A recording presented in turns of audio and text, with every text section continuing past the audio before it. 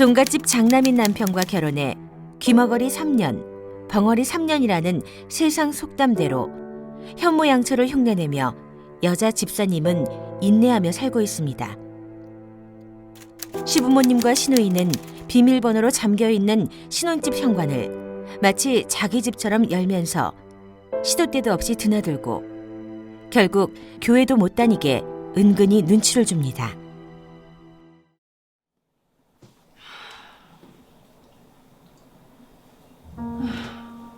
춥네. 끝났다.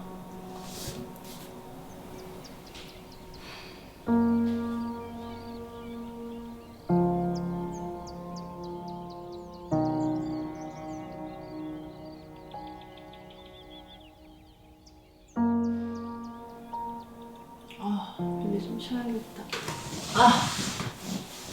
힘들어. 에미야 나왔다. 언니 저 왔어요. 어머, 쉬는데 방해한 거 아니죠? 내가 내 아들 집에 오는데 방에는 무슨? 어머니 오셨어요? 제가 마실 것 좀 드릴게요. 난 미숫가루다오. 네 어머니 금방 드릴게요. 밥 남은 거 없어요? 급하게 오느라고 밥을 못 먹어가지고. 이거 왜 이렇게 맛있어 보이나? 네 제가 밥 새로 해서 금방 지어 드릴게요. 네. 맞다. 이따가 남편이랑 애들 오는데 그때 푸짐하게 해주세요.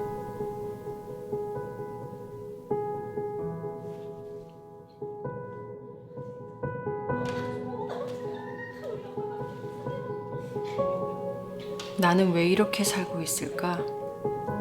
종갓집 장남과 결혼해서 힘들고 어려울 때마다 귀머거리 3년, 벙어리 3년 봉사하며 현모양처 소리가 듣고 싶었다.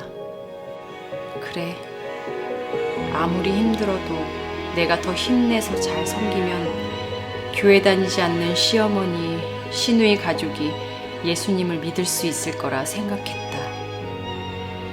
그런데 언니 아직 멀었어요? 네 아가씨 다 됐어요.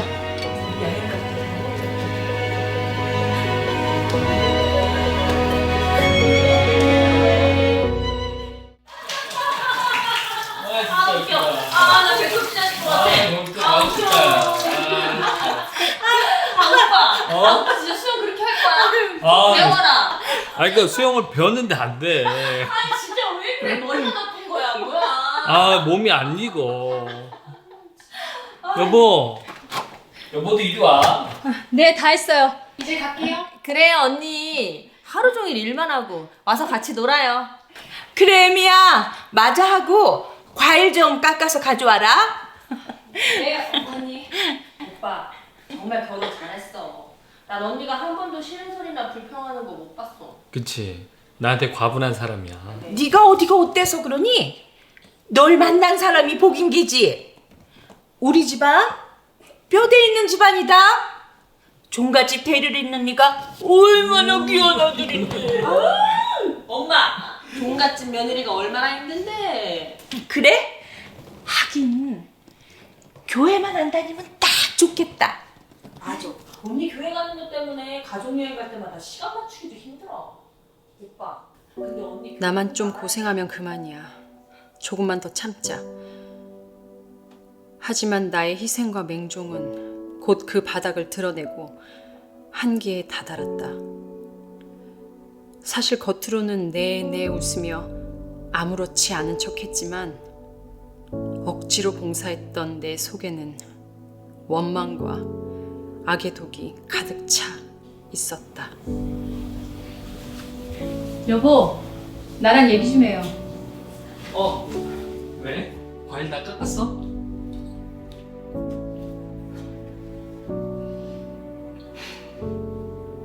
더 이상은 못해. 내 집 드나들도 시도 때도 없이 찾아오시는 시어머니도 하루가 멀다 하고 온 식구 데려와서 끼니 때우는 아가씨도 이게 정상이냐고. 갑자기 왜 그래? 내가 이 집에 식모로 들어왔어? 당신 왜 그래? 너무 힘들어서 그런가 보다. 좀 쉬어. 쉬긴 뭘 쉬어. 당신 집안 사람들 이제 지긋지긋해. 그리고 당신도 똑같아. 여보. 엄마. 이 사람이 몸이 좀 안 좋은가 봐요. 좀 쉬어야 될 것 같아. 그래, 수고했다. 쉬어라. 네, 어머니 죄송해요. 제가 열이 좀 나는 것 같아서요. 여보. 누군가가 자신에게 무리한 말을 던지고 원치 않은 일을 요구할 때 그대로 받아들이며 인정받으려고 합니다. 하지만 무리한 요구를 그대로 받아들이는 사람은 점점 부당한 대우를 받을 가능성이 높아집니다.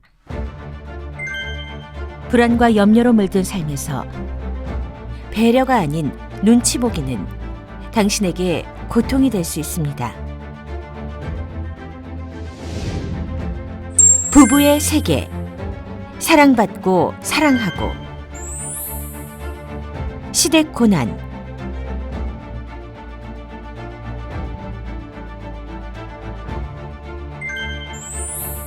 혹시 여러분은 다른 사람의 무리한 요구를 그대로 받아들이지는 않나요?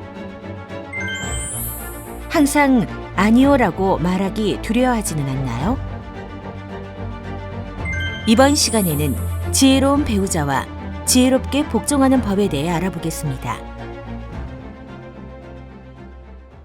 이 집사님은 종갓집 장남인 남편과 결혼해서 기머거리 3년, 벙어리 3년이라는 세상 속담대로 현모양처를 흉내내며 시댁과 남편에게 잘 복종했습니다. 그런데도 이런 일이 생겼으니 내 인생이 너무나 억울하지 않겠습니까? 드라마에서도 보셨듯이 시댁 식구를 너무나 잘 섬기다 보니 시부모와 시누이는 비밀번호로 잠겨있는 집 현관문을 마치 자기 집처럼 열면서 시도 때도 없이 드나들었습니다. 시누이는 수시로 자신의 남편과 아이들까지 데려와 끼니를 해결하곤 했답니다. 참 밑도 끝도 없지 않습니까? 시댁 식구들은 주말이나 휴가 때면 늘 함께 어울리면서 돈독한 가족 애를 과시했는데 식사 준비와 치닥거리는 모두 이 집사님의 몫이었어요. 그럼에도 인상 한번 이렇게 찌푸리지 않은 이 집사님을 보며 시댁 식구들이 얼마나 신이 났겠습니까? 이렇게 좋은 며느리라고 칭찬을 아끼지 않았죠. 이 집사님은 자신을 인정해주는 그 말에 싫은 내색 한번 못하고 내내를 입에 달고 살았어요. 종종 왜 내가 이렇게 살아야 하는 걸까 하고 자기 연민에 이제 빠지기도 했지만 그때마다 그래, 내가 이렇게 최선을 다하면 식구들이 미안해서라도 언젠가는 예수님을 믿게 되겠지라며 스스로 위로했어요. 하지만 가족들은 예수 믿는 이 집사님을 점점 더 무시하면서 교회에 나가지 못하게 은근히 눈치까지 주었어요.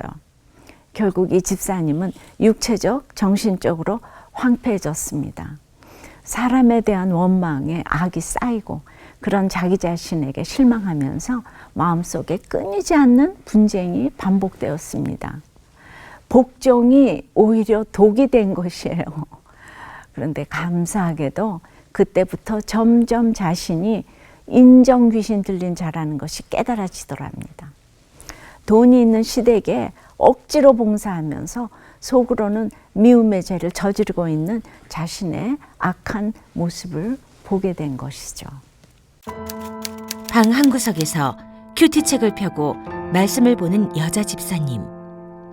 그녀는 무릎 꿇고 흐느끼며 기도하고 있습니다.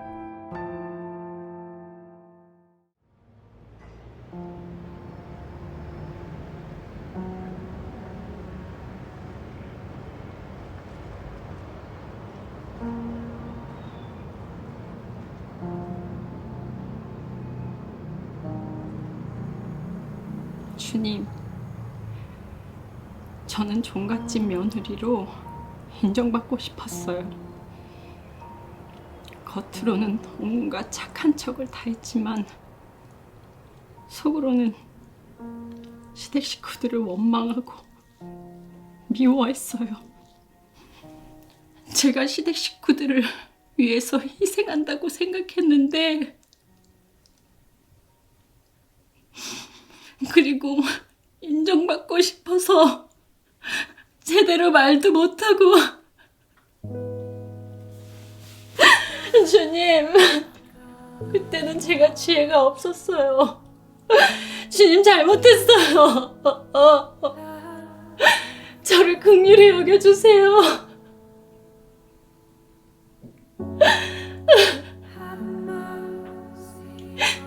이제는 맹종이 아니라 나의 한계를 인정하고 시댁 식구들을 진심으로 사랑하고 섬길 수 있게 도와주세요, 주님. 저를 불쌍히 여겨주세요. 제 힘으로 할 수 있는 것이 아무것도 없어요.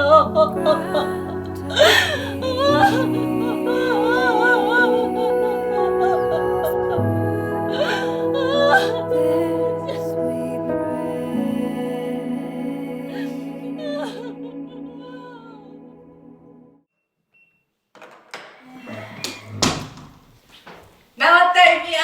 언니, 저 왔어요. 어머니, 전화하고 오시지 그랬어요. 아, 배고파. 언니, 밥 남은 거 좀 없어요? 이따가 남편이랑 애들도 올 거예요? 아가씨 어떡하죠? 제가 지금 나가봐야 돼서요. 오늘은 댁에 가서 식사하셔야 될 것 같아요.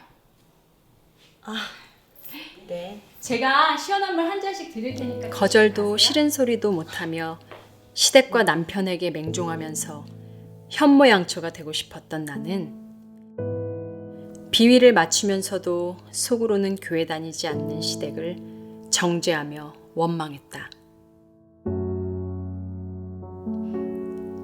공동체와 말씀을 통해 이 모든 것이 내가 인정받고 싶어 자초한 내 삶의 결론이라는 것을 깨닫게 되었다. 이제는 진심에서 우러나오는 마음으로 가족을 사랑하고 말씀으로 적용하며 자유한 나를 찾아가야겠다. 자, 드세요. 네. 근데 다음 달에 가족여행 갈 거죠? 글쎄요. 제가 목장 모임이 있어서요. 얘는 교회 모임만 가지 말고 이제 같이 좀 가자. 어머니 죄송해요. 다음에 교회 일정이랑 겹치지 않으면 꼭 갈게요. 한 번만 봐주세요.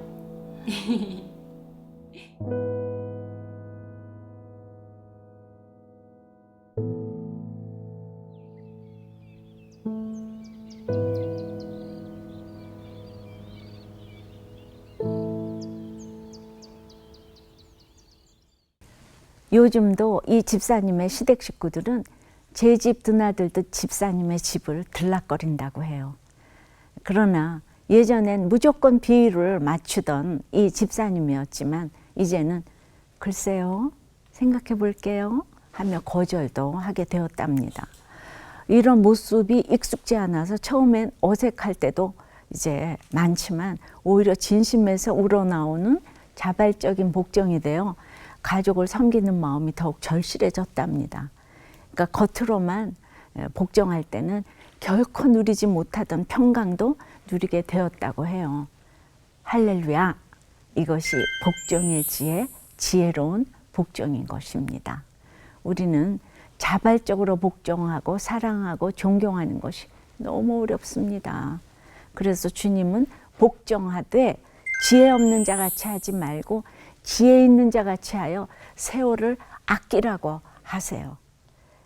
시집살이 고난하면 저도 누구 못지 않았습니다. 다들 제 결혼을 두고 잘하는 결혼이라고 입을 모았죠. 10년 넘도록 교회에서 피아노 반주로 봉사했으니 하나님께 복을 받은 거라고도 했어요. 그러나 제 결혼 생활의 실상은 문자 그대로 사로잡힌 자 중에 있는 삶이었어요. 모든 것을 다 갖춘 집안으로 시집을 가서 고생 끝 행복 시작인 줄 알았는데 시집살이 하는 동안 문자 그대로 사로잡혀 집 밖으로 나갈 수조차 없었습니다. 저희 시어머니는 전형적인 한국 여인으로 남편과 자식 살림이 우상인 분이었어요. 게다가 학교 교육을 제대로 받아본 적이 없으셔서 여자가 신문이나 책 읽는 것을 이해하지 못했습니다. 제가 할 줄 아는 거라고는 피아노 치는 것과 공부밖에 없었는데 그런 것을 전혀 이해하지 못하시는 이런 시어머니 밑에서 혹독한 시집살이에 사로잡혔죠.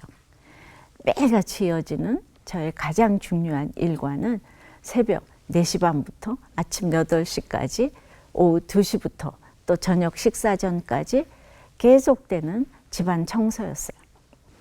시어머니와 저 또 일하는 사람이 둘씩이나 있었는데요. 이렇게 네 여자가 걸레도 종류가 많아요. 아시걸레, 젖은 걸레, 마른 걸레, 기른 걸레, 윤내는 걸레, 또 유리창 걸레도 아시걸레, 젖은 걸레, 마른 걸레. 뭐 그냥 이렇게 걸레를 두 함지에 챙겨 들고 종일 집안 구석을 오가면서 반짝반짝 윤을 내서 청소를 했어요.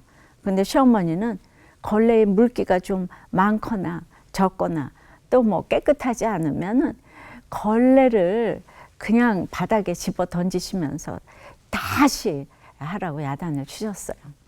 그래서 늘 걸레를 힘주어 짜다 보니까 나중에는 손이 부르트고 이 주부 습진까지 생겼어요. 하지만 그렇게 열심을 내어도 저는 늘 시어머니의 걸레 검사를 통과하지 못하는 열등생이었어요. 최고 학벌을 자랑하던 제가 시어머니 눈치를 보며 걸레 하나에 온 힘과 능력을 다 쏟으니 그야말로 걸레에 사로잡힌 것이죠. 그렇게 사방이 꽉 막힌 환경에서 저는 속이 썩어 들어가면서도 또 이 교양을 포기할 수 없어서 겉으로는 전혀 표현하지 않았습니다. 남들에게 어떻게든 착한 며느리, 좋은 아내 소리를 듣는 것이 저의 우상이었기에 오히려 겉으로는 맹종에 가깝게 순종을 했어요. 그러니까 신앙생활도 표면적으로는 너무 경건하게 했습니다. 주일이면 이 인물 좋으신 장로님이신 시아버지와 권사님이신 시어머니, 그리고 남편과 함께 교회 앞자리에 앉아서 많은 사람의 부러움을 사면서 예배를 드렸어요. 이처럼 저는 그저 착하고 공부 잘하고 믿음 좋고 상냥하고 예의 바르게 살아왔습니다. 죄라곤 그동안 열심히 산 죄밖에 없었죠. 그러니 도대체 내가 뭘 잘못했는지 알 수도 없었어요. 나도 속고 남도 속이는 이게 보이는 이 믿음 때문이었죠. 고린도전서 9장 11절 12절에 우리가 너희에게 신령한 것을 뿌렸은즉 너희의 육적인 것을 거두기로 과다하겠느냐? 다른 이들도 너희에게 이런 권리를 가졌거든. 하물며 우리일까 보냐. 그러나 우리가 이 권리를 쓰지 아니하고 범사에 참는 것은 그리스도의 복음에 아무 장애가 없게 하려 함이로다라고 해요. 바울은 이 신령한 복음을 고린도 교인들에게 전함으로 육신의 보답을 거둘 수 있었습니다. 사도로서 직분과 함께 고난을 가지고 있었지만 바울은 결코 자신의 권리를 쓰지 않고 범사에 참았죠. 누구에게 칭찬을 받기 위해서가 아니고 생색내기 위함도 아니었어요. 오직 그리스도의 복음에 장애가 없게 하기 위해서였어요. 우리도 그래요. 각자 가정과 직장과 교회에 보내진 그리스도의 사도로서 받을 것이 있어도 누릴 권리가 있어도 복음을 위해서 참아야 할 때가 있는 것이죠. 신령한 것을 뿌렸어도 육신의 것으로 거두지 않는 것이 복음의 열매입니다. 육신의 것을 받지 않았기에 2000년 동안 바울의 열매가 이어질 수 있었어요.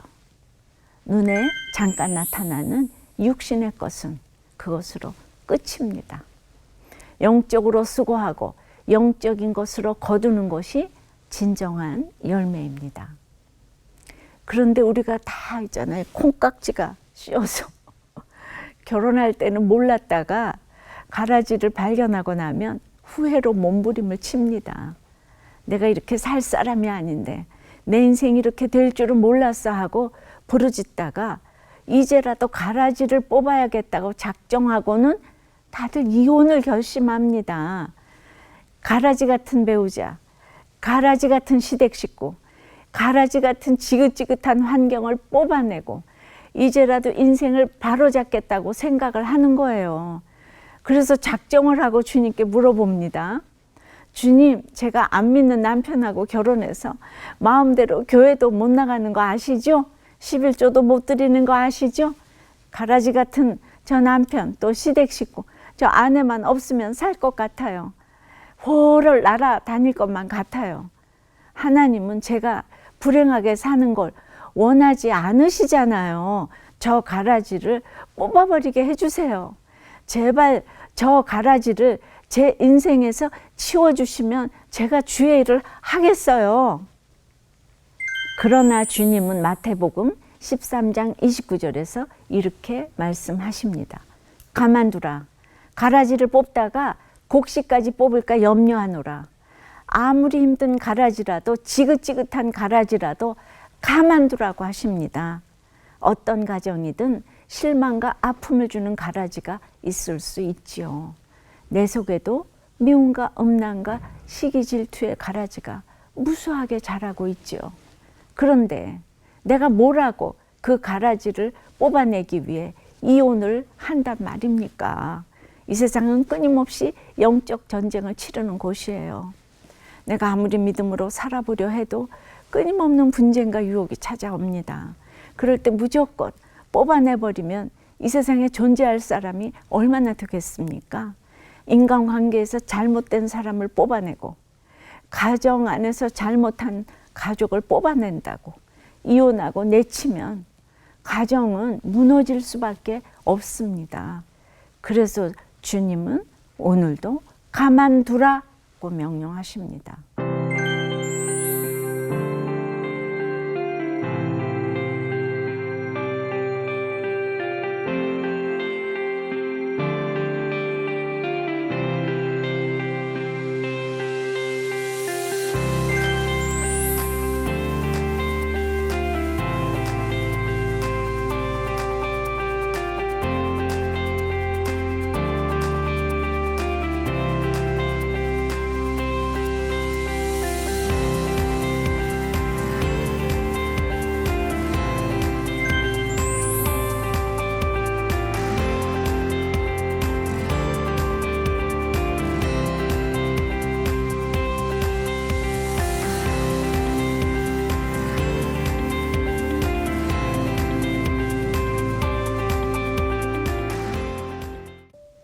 주님은 우리에게 더없이 좋은 씨를 주셨는데 내 욕심과 정욕 때문에 가라지가 뿌려졌다는 것을 알아야 합니다. 그것을 뽑을 권한은 나에게 없습니다. 내가 먼저 쫓겨나는 것은 어쩔 수 없다지만 배우자를 버리고 가정을 버리고 이혼할 수 있는 권리는 우리에게 없는 것입니다. 원수가 덧뿌리고 간 가라지는 내가 제거해야 될 대상이 아니고 하나님께서 없애주실 때까지 인내하고 기다려야 할 대상입니다. 성숙은 인내를 통해 이루어집니다. 인내로서 끝없는 영적 전투를 치르며 안식과 성결을 배워야 합니다. 그러니 결혼의 목적이 행복이 아니고 거룩인 것입니다.